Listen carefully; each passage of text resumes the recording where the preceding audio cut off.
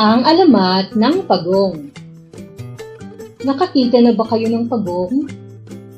Ito ay isang uri ng reptilyang nabubuhay sa mga puok na dalagan o katihan.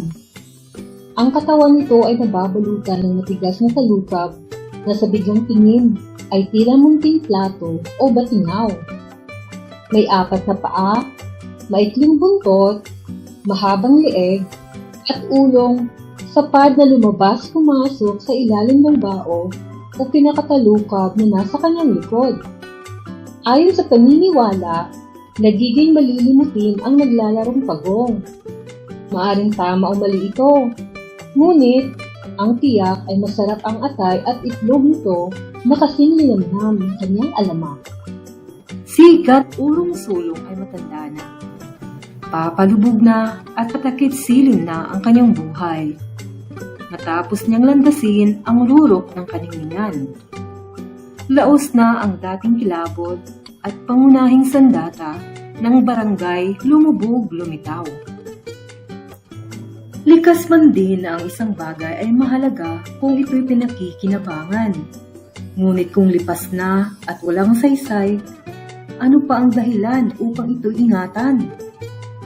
At si Gat Urong Sulong, na isa ng inutil, ay nalimutan na ng barangay na kay tagal niyang minahal at pinaglingkuran. Hindi marahil magkakagayon kung di maagang namayapa ang dating puno ng barangay na si Lakan Dupil. Nagmistula siyang palaboy ng tadhana na walang nais kumandili. Isang maliwanag at napakaganda ng gabi, ang buong barangay Lumubog Lumitaw ay nagdiriwang. Ipinagbubunyo nila ang pag-iisang dibdib ni Lakan Alamid at Dayang Matampuhin. Tanging si Gat Urong Sulong ang nagmumukmuk sa kalungkutan. Ang babaeng una at huli niyang minahal ay nagtaksil sa kanya at sumama kay Gat Alamid na ngayon ay bagong lakhan ng barangay. Iyan palang lalaki, masugatan man ang puso at dibdib. Ang lahat ay mababata at natitiis. Ngunit kapag dangal niya ang siyang nagkadungis, sasabog ang lupa, babagsak ang langit. At tinungo ni Gat Urong Sulong ang baybay dagat. Matamlay na umupo sa ibabaw ng isang malapad na bato. Ang mga larawan ng nakalipas ay isa-isang nagdaan sa kanyang gunita hanggang sa ang mga ito ay papanglabuin ng mga patak ng luha. Bigla siyang napabuntong hininga nang madama ng sarili ang masaklap na kasalukuyan at nabuo ang isang pasyang mapait. Kung ang puso niya'y bigo at sawi sa pag-ibig, ang lunas ay kagyat na pananahim. Humahalakhak at bumubulong ang hangin, at ang laot ng dagat ay kumakaway at nag-aanyaya ng kamatayan.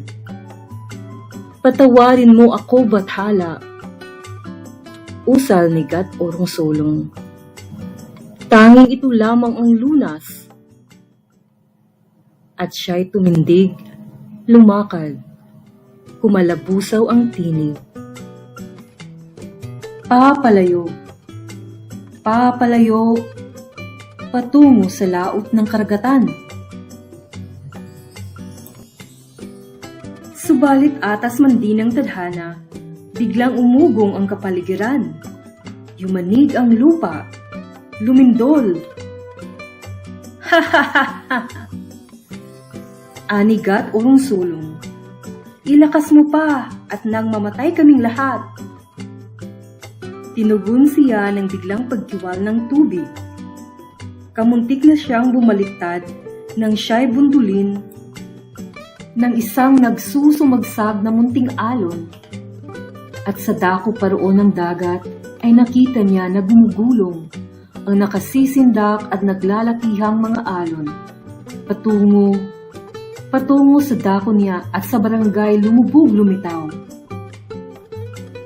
Umalikabok at umilandang ang mga buhangin sa dalampasigan sa ginawang sagsag takbo ni Gat Urong Sulong. Parang ibininit ng palasong pinungon niya ang barangay. Sa dakong kinalalagyan ng isang malaking gong. Sa nalalabing niyang lakas ay pinalo niya ang gong. Sunod-sunod, hataw tunog, pandalas, mabilis. Ang paggong na iyon ang tanging lunas upang mapatalastasan ang lahat sa napipintong panganib. Bawat lakbay tunog ay umalingaw-ngaw sa buong barangay. Sinagip at ipinagsalin-salin ng mga tambuli sa lahat ang nakagigimbal nitong hatid patalastas na nagbabayad ng madaling paglikas sa burol. Ang paggong ni Kat Urong Sulong ay patuloy at patuloy din ang paglikas sa burol ng libu-libong nilalang. Makalipas ang ilang saglit, ay bahagi na ng karagatan ang buong barangay nang sakmalin ito ng mga rumaragasang dambuhalang alon. Humupa na ang baha at nagbalik na rin ang mga lumikas. Subalit, nawawala si Kat Urong Sulong. Nawawala rin ang malaking gong. Sila marahil ay kapwa tinangay ng baha.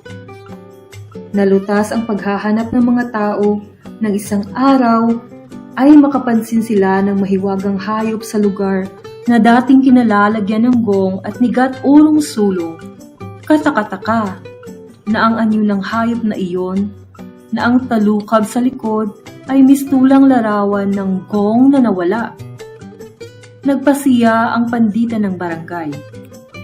Ang mahiwagang hayop na ito ay tatawagin nating pagong mula ngayon bilang pagkilala sa isang ulirang pagpapakasakit ng isang dakilang puso.